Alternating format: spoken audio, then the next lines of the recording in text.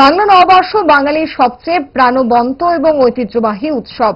পহেলা বৈশাখ বা বাংলা নববর্ষ সারা বিশ্বে ছড়িয়ে থাকা বাঙালি সম্প্রদায়ের মধ্যে অনেক জাঁকজমকের সাথে পালিত হয়।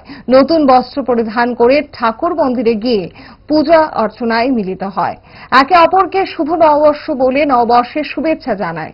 বাঙালি হলো খাদ্যের রসিক ভঞ্জন, তারপর পরিবার পরিজন আত্মীয় স্বজন নিয়ে চলে খাওয়া দাওয়ার পালা। নববর্ষে মাছকে সৌভাগ্যের প্রতীক বলে মনে করা হয়, কারণ এর রূপালী চেহারা নতুন বছরে প্রাপ্য সম্পদের প্রতীক। নববর্ষে রাজধানী আগরতলা শহরে চলে এসেছে বাজারে কাঁচা ইলিশ মাছ।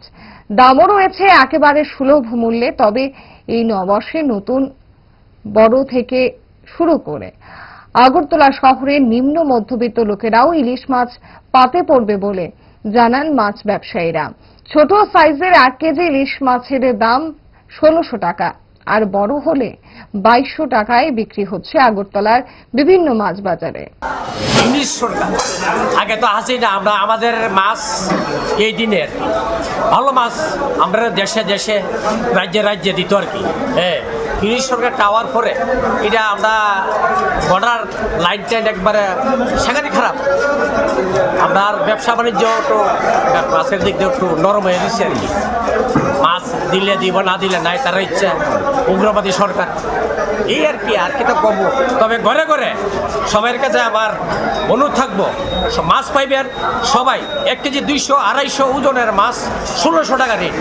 1 কেজি 200-250 ওজনের, আর 1 কেজি 100, 1 কেজি 1500 টাকা। নমস্কার, সবাইকে শুভেচ্ছা জানাই। ভালো থাকুক সবাই, সুস্থ থাকুক। শুভ নববর্ষে ইলিশ মাছ আসছে খুব ভালো ইলিশ। পদ্মার মাছও আসছে, একটু রেটটা একটু বেশি।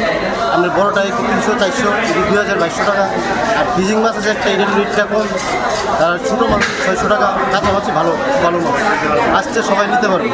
সুস্থ মাছ। নমস্কার।